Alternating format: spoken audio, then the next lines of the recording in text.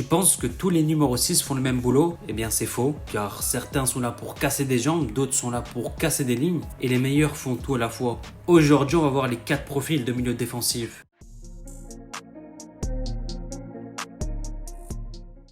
Numéro 1, le récupérateur pur. Lui, c'est un joueur qui va exceller dans la lecture défensive, dans l'anticipation et l'agressivité dans le duel. Sa mission, elle est claire et nette. Il doit casser les actions adverses avant même qu'elles se développent. Et pour ça, il va utiliser plusieurs choses. Déjà, il doit savoir couper les trajectoires de passe, donc avoir une excellente capacité d'anticipation. Il doit aussi avoir un gros coffre physique, parce qu'il doit presser avec une intensité folle et surtout imposer une vraie présence sur le plan physique. C'est-à-dire avoir de la force et de la puissance dans les duels. Mais contrairement à ce qu'on pourrait croire, il ne doit pas jeter juste pour le plaisir de jeter, il doit se jeter au bon moment et dans le but de récupérer le ballon. Et justement, avec le ballon, c'est pas un joueur dont on va demander mondes et merveilles, mais son jeu avec le ballon doit être basé sur du jeu simple, du jeu propre et du jeu rapide. Et les projections vers l'avant doivent clairement être limitées. En gros, son but, c'est de récupérer le ballon et de transmettre vers des joueurs un peu plus créatifs. Et ce type de profil est fondamental dans les systèmes qui demandent de l'impact à la récupération. On peut noter quelques références dans le monde professionnel. Il y a Casimiro, un joueur solide, dur sur l'homme et un très bon tacleur. Gattuso, bien sûr, c'est l'incarnation parfaite de ce profil. C'est une légende en termes de guerrier. Ou encore Aurélien Tchouaméni qui a d'ailleurs succédé à Casimiro au Real Madrid avec un profil très axé sur la récupération, mais aussi une bonne qualité de passe. En gros, ce genre de profil inspire la crainte chez l'adversaire et le respect chez ses partenaires. Numéro 2, le regista. Alors là, on va rentrer dans un registre un peu plus cérébral parce que le regista, c'est tout simplement le chef d'orchestre de l'équipe. Il va influencer le jeu non pas par sa présence ou son envergure physique, mais clairement par sa vision de jeu, sa maîtrise technique et sa capacité à dicter le tempo. Défensivement, ce n'est clairement pas le milieu de terrain le plus agressif du monde, mais lui, il va briller par son intelligence de placement. Ça reste un milieu de terrain défensif, donc il doit gratter des ballons, mais à la différence du récupérateur pur, sa récupération ne va pas passer par de la confrontation directe dans les duels, mais plutôt par de l'intelligence de placement, de l'anticipation des choix de passe de l'adversaire. Et offensivement, c'est là qu'il est essentiel et c'est là qu'il est différent des autres. Entre les relances sous pression, l'orientation du jeu, les passes verticales, il a vraiment un rôle prépondérant sur le plan offensif pour animer l'attaque de son équipe. Il est moins important sur le plan défensif, mais il est clairement indispensable dans un jeu de possession ou dans une équipe qui veut imposer une domination. Quelques références qu'on peut retrouver dans le monde des pros. Il y a bien sûr Andrea Pirlo, c'est évidemment le maestro absolu qu'on a retrouvé du côté de l'AC Milan, du côté de la Juventus Turin. C'est un joueur qui a bâti sa carrière avec ses compétences avec le ballon. Il y a aussi Toni Kroos, toujours bien placé défensivement avec une précision de passe chirurgicale. Ou encore Thiago Alcantara, capable d'éliminer un pressing par la passe ou même par le dribble.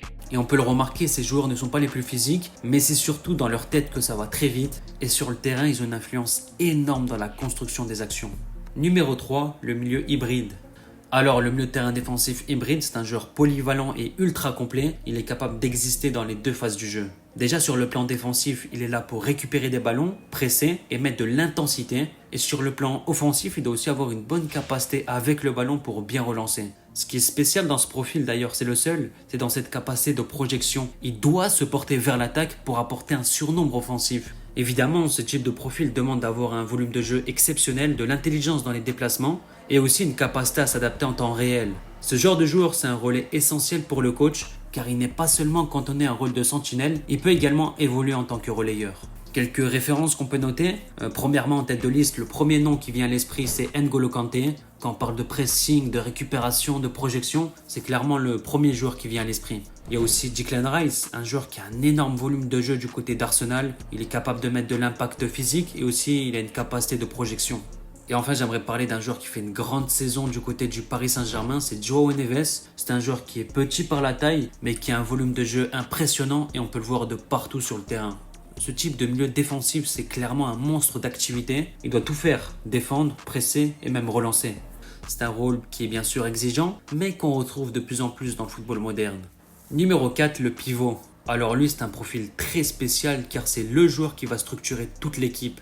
Il offre des solutions constantes, il stabilise l'équipe et il peut toucher une centaine de ballons par match. C'est pas un joueur qui va multiplier les courses, mais il est toujours bien placé, il est capable de ressortir proprement face au pressing et surtout de maintenir l'équilibre défensif de l'équipe. Avec le ballon, il oriente, il temporise, il sécurise et c'est souvent le cœur du projet de jeu dans une équipe qui cherche à imposer sa domination, notamment dans des équipes guardioliennes.